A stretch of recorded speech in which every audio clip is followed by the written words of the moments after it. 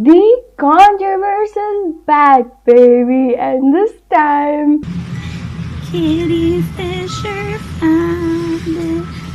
it comes with all the Warrens. Not a penny was there in it. With Conjuring 4, The Last Rites. Only rippling round it.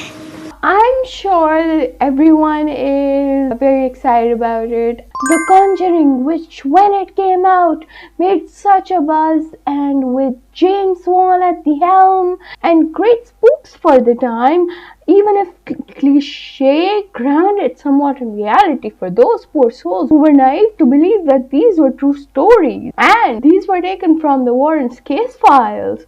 Oh, you poor sweet summer children. Then came The Conjuring 2, a little longer for my taste, padded out the runtime a little, but definitely a good horror movie. Then came The Conjuring. The devil made me do it. Oh, the title. That movie was just bad, y'all. Let's just all agree, or agree to disagree. If you liked it, I'm not out to get you. But I'm not here to review those. Scare counts for those are coming. I'm here fresh off the cinema boat, coming to you. And yeah, let's just dive into the spoilers. I want to talk about the goodies, I want to talk about the spooks, I want to talk about the goofs, and I want to talk about the cheese, because there was so much cheese on it. There was an all-cheese triple-decker pizza, my guys. It was so much cheese. Now, if I sound a little bit sick, it's because I still am. What I thought was a cold turned out to be a bacterial infection. Okay, so I've given my spoiler warning. I'm gonna dive into the movie. Okay, first thing that has nothing to do with the movie. I was sitting with a boomer lady who had her ringer on the entire time, which meant that I was so disturbed and focused on her and being just like, get that light out of my eyes, it's just disturbing me. I'm epileptic. She was just constantly doing this with her phone, and it's just like strobing light effect in my eyes, and I just couldn't bear it, man. It was giving me a massive headache. I just wanted to take her phone and throw it out into the abyss, but I am a good cinema goer, so I didn't. And I have a massive headache now, hence the tea. It starts off with young Ed Warren and young Lorraine. They're basically at an antique shop, and then Lorraine feels like, something's wrong. I'm about to give birth. And then comes the truly horrifying scene, full on labor. That makes me so uncomfortable when they show that in the scenes. My husband was parking the car or getting snacks. I don't even know. I don't remember. He was like, what did I miss? I was like, you missed a labor scene. And he's like, oh, so I'm lucky then. And I was like, yeah, you are. And turns out the baby is stillborn. And it's just, yeah, doesn't really help that Lorraine prayed and it came to life. I get what you're going for, that a miracle happened and it was because God blessed her with her daughter, and that's why they're so protective of her. Hey, I'm a miracle baby. My parents had me after 7 years of being married, and in my country, in my culture, people tend to have children right after marriage. Alright, it's a custom. It was a custom in the 80s when my parents got married. Not so much now. She gives birth to stillborn kid and she prays, and suddenly the child starts crying. I can only imagine. I have not experienced such things. I have never experienced labor, pregnancy, or thank God stillbirths, but I imagine it's pretty triggering for people who have gone through that shit. I mean, Vera Farmiga was pretty traumatized in The Orphan, and we saw the fallout of that. It doesn't really go away like that. And when you see it in film right in front of you, I it didn't sit so well with me. You can show them being religious in a different way. Don't make women feel inadequate. I think it was a little bit spitting in the face of women who have stillbirths and kind of just have to live with the fact that they had stillbirth. Even for a horror movie, it's kind of a cheap shot. I think, in my opinion, it's one woman's opinion. We move on to Judy then being haunted because while she was in Lorraine's womb, the demon mirror was apparently hungry for Judy and it saw a baby in the womb and thought, I want that child. It was like Jacob from Twilight. It imprinted on that child. The whole movie can be described as me laughing at how goofy it is and my husband saying, that's a good scare. And I'm like, maybe I'm just not feeling it. Yeah, there were some good scares scattered here and there, but overall, just so goofy and just so cheesy that I don't think that it beats Conjuring 1 or Annabelle Creation. Remember in my spoiler-free 28 years later review when I said that there was a scene in there that made me uncomfortable? Spoilers for that, it was the birthing scene that made me uncomfortable, and I said that showing it wasn't necessary, but it was more necessary there. I'd still advocate to have that scene there because it had some significance on the plot. The labor scene here just it's no, stop showing labor in movies. That is not how birth actually happens. It's not just a few hours of screaming. There's a lot going on. I don't want to go into the details, and it's just like kudos to all the moms out there who've actually pushed a human being out there. Hoo-ha! I can't imagine doing that. So yeah, that was an interesting choice by the filmmaker Michael Chavez. And then we go to Judy as a kid who's apparently clairvoyant like her mother. Yeah, of course she is. But where was she in part 3? She had just one line. Why not utilize Judy while she's off at college in the sucky part 3? Why is she suddenly clairvoyant and why show it now? Oh, this is their last case, that's why. Suddenly it's convenient to have Judy have the same powers as a mother. It's just lazy. I mean, explore it from the start. Explore it in Annabelle Comes Home. Explore it in The Devil Made Me Do It. Don't just shove it in our faces in the 4th and apparently final installment. I don't know. If this does well, who knows when we'll get another hidden case file of the Warren. I don't want to speak ill of the dead, but yeah. If you want to know what the Warrens were like and what actually happened with these stories, check out CZ's World. He has horror history videos about Annabelle, about each demon involved in their files, and he explains the behind the scenes that in the first Conjuring, this happened, this is how Ed used to paint houses, go up to them and say that I saw that your house is haunted. And I think in the first one they actually left during they did a seance. They apparently made things worse. I'm not a big believer of the paranormal, but I have an open enough mind not to do a seance.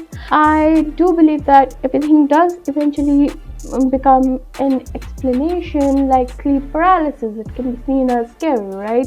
But once you understand it's sleep paralysis, which I suffer from a lot, I just try to wake myself up by coughing or something like that. So that's where I stand on that. But I try to keep an open mind about things. None of us knows everything. But yeah, not impressed, guys. Not impressed. Okay, I will say that there are some scares that I missed because the boomer lady next to me, was too busy receiving calls, and because of the flash the couple had on behind me, that was irritating me to the point that my husband had to switch seats with me. I missed the build up to the scare where the dolly goes, "Mommy, mommy," and then you see a scary woman, and I'm like, oh, that's such a cheap scare. And my husband, who was actually engrossed in the movie, he's like, no, it was good. I liked it. I enjoyed it. At least they didn't make that obnoxious jump scare sound. I was like, yeah, and I missed the build up too. He's like, why did you miss the build up? So I told him, this lady's been strobing the hell out of me. And Judy, I had trouble rooting for her, but she does have the best scenes. It's the same conundrum between the Mexican family in Jurassic World Rebirth and Judy in Conjuring 4. I particularly don't like her character here. It's just a mess. I'm not even gonna wait to give you a verdict here. It's just a mess. And the whole movie is a mess. That's why this video is a mess. Don't blame me. Blame Michael Chavez. Intro was a bit messy, but we can do it, guys. We can do it. Alright. So basically, Ed and Lorraine Warren were idiots, and Lorraine, in her final few months of pregnancy, we were doing a case. You know, the Lorraine who likes to say, no, Ed, no, I can't lose you. No, we're not doing any cases. We're gonna write a book. The same Lorraine was, yeah, I get it, you're young, but you're also pregnant. You can figure out that a demon might want your baby. You might encounter some kind of a spirit, especially that feeds on babies. Or maybe it can latch onto your child without you even figuring it out, and that's exactly what happens. And Lorraine is double timing it. I hate labor scenes, like I said, but she's double timing fighting off a demon, and Ed walks in. I don't know what practices there were in 1964 in America, but this shit is not hygienic. He doesn't have scrubs, he's not clean. They were just in an antique shop, and he comes in, I just need to talk to my wife. So in a matter of minutes, the baby just pops right out of there, but doesn't cry. And yeah, it grosses me out because, yeah, other mothers who had stillbirths apparently just didn't pray hard enough. They just weren't religious enough. They just weren't holy enough. They didn't fight ghosties and demons enough to be able to have God return the little baby back. That's just so gross. I mean, why add that? Why add that plot point? Just have her be a miracle child that we couldn't have children. Deal with that. Don't make stillborn praying a thing, and just don't. It's gross. Okay, I'm gonna move past this topic. It just bugs me at all. And then we get to why. Okay, the demon really likes Judy. So in that vision, Lorraine basically spoils the entire movie for us, almost. But yeah, so we see Judy in her formative years living in a house of horrors, or basically in a house where there's a room of horrors. So here we have a storyline where Judy's suddenly clairvoyant, she sees horrible things, and this, I think they're trying to do a sort of allegory to anxiety, and just shut it out. Don't face it. Don't face your fears. I guess it's a good message in the end, but that's the same advice that Bob Newby gave to Will, our boy here, and that didn't turn out so good, did it? She tells her how to block out those horrible things by singing a nursery rhyme or something. And yes, that is a legit way to get rid of panic attacks. I know I've had my share of panic attacks. I've been in meetings while having panic attacks, and I've made sure that I don't freak out by naming footballers that are currently playing for Real Madrid, stuff like that. So you just have to get your mind off of that. So yeah, if it's an allegory for anxiety, I get that. But in the demon sense, the demon's gonna get you no matter how many songs you sing though, bro. In any case, it's suddenly 1986. Ghostbusters is out, and people are making fun of how they didn't catch slime and stuff like that, which particularly irks Ed, who, remember, he has a very big heart problem, and due to that they can't do any more cases and they're just writing a book. So when Father Gordon actually approaches them for the case of the same mirror that had latched itself onto Judy, there was a demon in the mirror. Apparently, she just asks, "What are you?" It shows her a horrible vision, and she goes into labor. So we're gonna assume it's a demon because it's always a demon in Conjuring Universe. So 22 years later, after Judy's birth, she's in college or out of college. I don't know. Maybe out of college was because honors might not have been a thing back then. This Merle family are living in Pennsylvania. So for their kid Heather, they get her a gift, which is an antique mirror. And guess what mirror is that? Yes, folks, it's the same mirror that caused Lorraine to go into labor, deliver a stillborn Judy, prey upon her, and bring her back from the dead. And the mirror works just so fast. She's trying to blow out her candle and it just won't let her. Someone else blows it up for her. And then a beam of light just drops on nearly where she was, and there's just like a scratch on her forehead. Maybe next time, do not gift your teenage daughter a discount Oculus mirror that looks creepy and even creeps her out. That would be swell, won't it? So there's spooky stuff going on around the house, and there are a few jump scares, there are a few weird creep scares that I'll do a whole scare count on. And then Heather, the girl who receives the mirror, finally admits that it creeps her out. So her sister is nice enough to help her dispose of the mirror. So the mirror gets just like crumpled in the trash, just like Julie was in Final Destination Bloodlines. I'm sorry, but yeah, it just crushes up. And at the same time, they're having breakfast, and Heather's sister Dawn, I think, she starts coughing up mirror shards. Now, none of her innards got shattered by it. She doesn't even have a scratchy throat, no tongue cuts or anything. She puked broken shards of glass out, and she's just talking normally, just a cut on the lip here. Just that's all she got. I mean, you're throwing up blood like a geyser with mirror shards in it.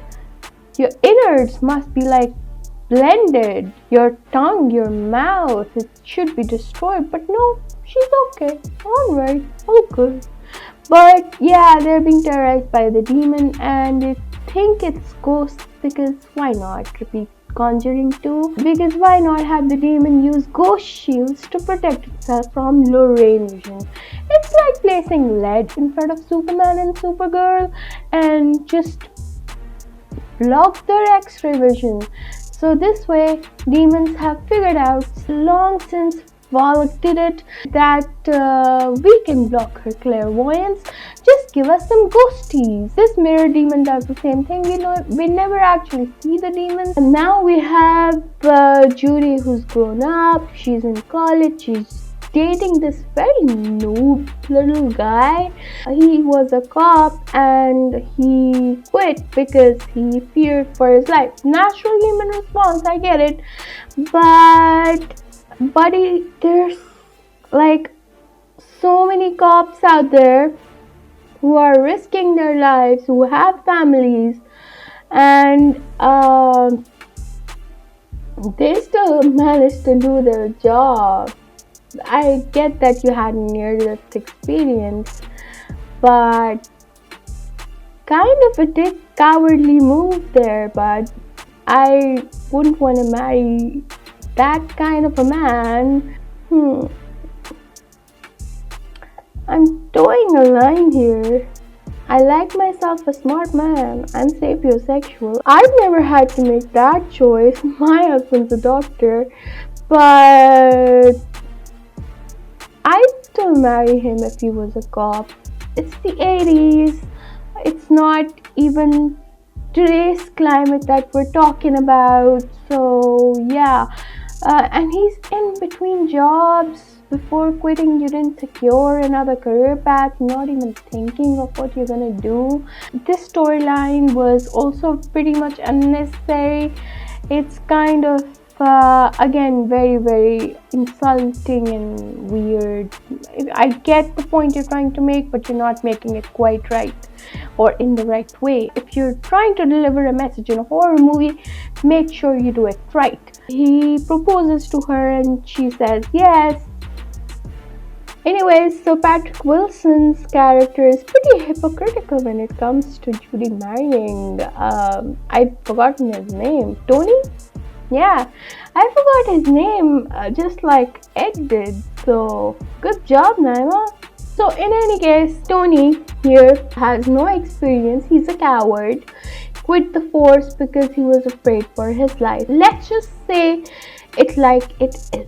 Alright, and we have Officer Brad here from the first Conjuring, who shows off his scar where the possessed mother, I've forgotten her name, but the mother Bathsheba possessed, she bit him during the exorcism. He's been like, yeah, I've had my share of exorcism. See the scar? I got the scar while protecting the Warrens. I provide them with security. You want to know how I got these scars? Then, there's pretty good scares when it comes to dress shopping. I like that scare. I was able to concentrate on that since my husband switched seats with me and sat with the boomer lady. I was able to enjoy the movie after that. Yeah, I always find it very interesting that after the mirror vomiting and after what happened in The Devil Made Me Do It, where the kid just folds like a pretzel, but it's okay after the demon leaves their body. What are there demon doctors walking about just leaving bodies and leaving them all good? Supernatural got it right the first time. If you break a bone, if you break your back, if you sustain damage during possession, then you're gone, and that's realistic. These claim to be parts of real case files. They don't take basic biology into account. I mean, that's embarrassing. One death that made me feel like it was pretty damn predictable. Father Gordon, what were you doing? I need an answer. You sprinkled holy water. You saw the force in the house is strong enough to evaporate holy water, and you went with, okay, let's talk inside the house where the spirits can hear us. And you said, okay, I'm coming back with reinforcements, and expected the spirits not to follow you. Have you not learned anything? Regardless, his plot armor ran out and the plot needed to move forward with Judy and the Warrens. So yeah, he had to die. So he hangs himself with a cord, and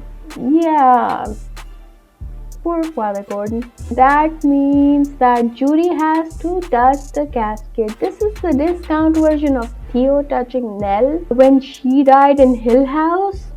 But discount version, the cheesy version, and she suddenly gets the vision of how he died, and that becomes a catalyst for Lorraine's vision that Judy's in danger. Oh my god, we have to save her. It's just like every puzzle piece is just automatically coming together to for the Warrens, and I'm just sitting here and thinking, this is just lazy writing, my guy. Yeah, you can watch it as a campy, fun, goofy, horror, cheesy movie, but you can't really take it seriously like the first two Conjurings. And then, okay, so let's see. Judy's surprisingly at the house where all these strange occurrences are happening, and convinces her parents to have a good family time over there, just rid the house of haunting. And Lorraine, with her superpowers, again says that, okay, there are three ghosts here. There's a man, there's a woman who had an affair, and there was a man's mother-in-law.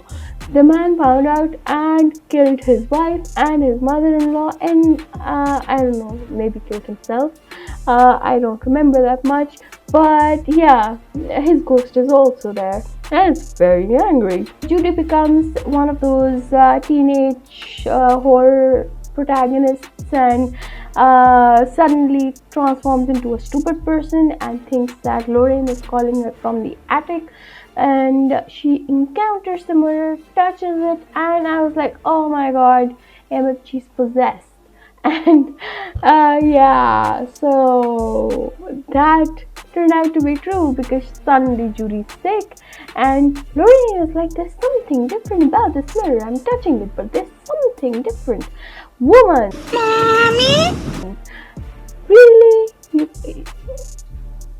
And the funniest thing was that they were like tiny, this tall kids in the theater, right? Like actually this tall. I could see them when they stood up in front of me, and as soon as she followed Lorraine's voice up into the attic, the child was like, leh. And my husband was like, yeah, that's an appropriate reaction. And for all of you guys, it's the version of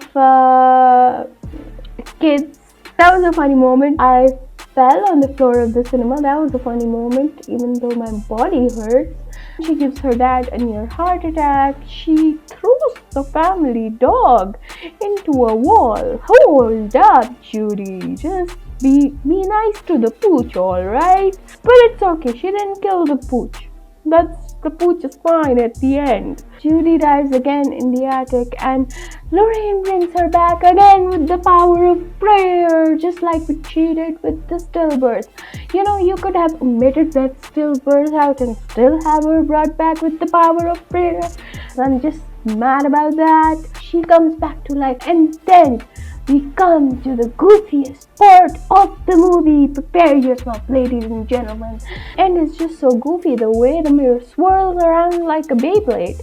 Just made me laugh. And Lorraine is like, stop it! Woman, the dude just had a heart episode. He just took a medicine. And you just... Yes, this part is where the Warrens come together and they don't shut anything out. Put their hands onto the mirror while poor Tony is being crushed by it. Nobody gives a shit about him. Not in this scene. We're all in this together. And they all together exercise the demon out of it, just as a family. It's just so goofy and cheesy. I don't know what to say here. And then she gets married to Tony, and at the ceremony, Lorraine has a vision that they're gonna live happily ever after, and apparently Judy and Tony are gonna procreate like bunnies, because in her vision it looks like they're trying to repopulate the earth or something, so yeah, that's the story. Now let's talk about soundtrack, because that's something I actually genuinely liked. The score was done by Benjamin Wallfish, who composed the score for Annabelle creation. So yeah, that movie rules, that soundtrack also rules, and so does this one.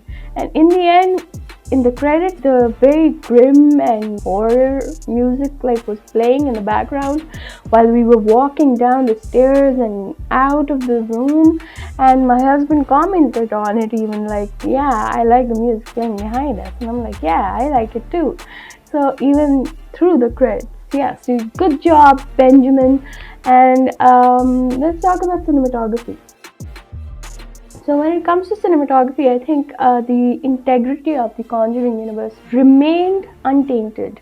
They've always been good with camera tilts and cameras following certain characters, one take shots through the house, stuff like that, and that was all over here. I loved it. At one point, the camera just pulls up in the air, inverts, and then comes swooshing back down to the house. And my husband and I were just like, oh, that's a good shot. So cinematography pretty good. I think the even the ghosts, they're pretty well made, especially the mother-in-law. I think she's pretty freaky. I like the design. Other than that, the man was just a man with an axe. I think if he was coming after me, I'd be scared, but otherwise it just seems like some video game character. I like the other design better. The mirror design was okay, not pretty scary. I mean, it seems like a rip-off of the Oculus mirror, which is supremely more superior. So let's just move off of design and cinematography and move on to any possible sequels. And yes, since this movie made so much money, they've extended it into a Conjuring prequel that will probably be in the works. So prepare yourselves. The Conjuring verse isn't done with us.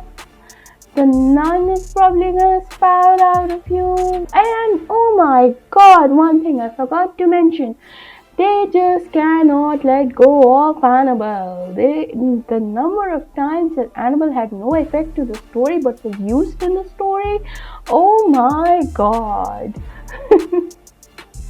They have one thing they know they did well with Annabelle creation as a spin-off, and they just keep bringing it back. I think it was pretty stupid, pretty goofy at times, pretty cheesy, funny.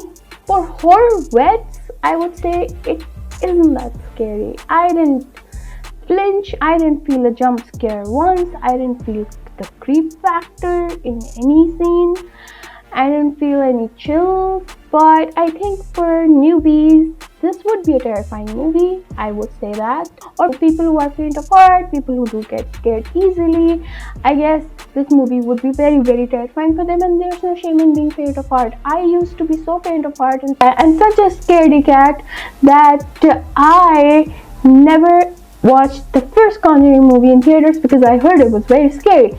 So yeah, it's okay to be a scaredy cat. I'm just not, maybe I'm desensitized by now, but yeah, don't believe everything you see in the movies. These are not true events, alright? These are the best versions of the Warrens that they wish they could have been, and the best foot being put forward over here with very creative liberties. And if you want the details on how much the Warrens exploited the people they helped and the money that was involved in all of that, money is just the icing on the cake. So if you want me to do that, give me some likes here. Interact. I will do a deep dive because my opinions tend to change a lot when I watch a movie for the first time. This review actually may seem like I hate the movie, but eventually upon rewatches I might find some good things in it, I might find some trashier things in it. My first review of Jurassic World, I said this: Yes, go watch it. It's watchworthy, it's got great visuals, it's got great soundtracks. And this is my final opinion after watching it a second time.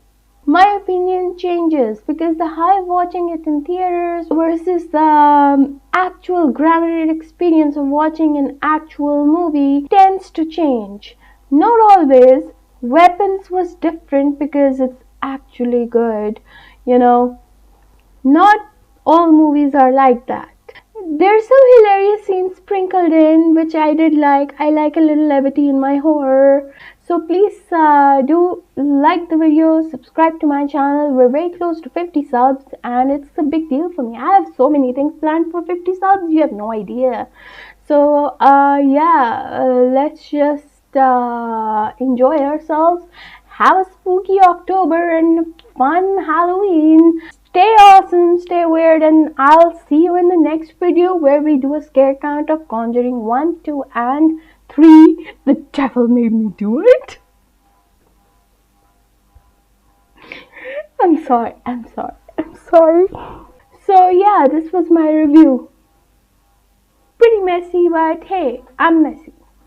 And the movie was messy. If I've seen that there's a demand of rating, I'll just rate it 5 out of 10 for now. Maybe my rating will change. I will rate it on official platforms later on when I watch it again for the scare count, where I watch it several times. So yeah, I think my rating will change, just as it did for Jurassic World Rebirth. And someone commented, why didn't you rate it out of 10? I'm like, I don't rate it out of 10 because I just experienced the high-end cinema. I would probably rate it high.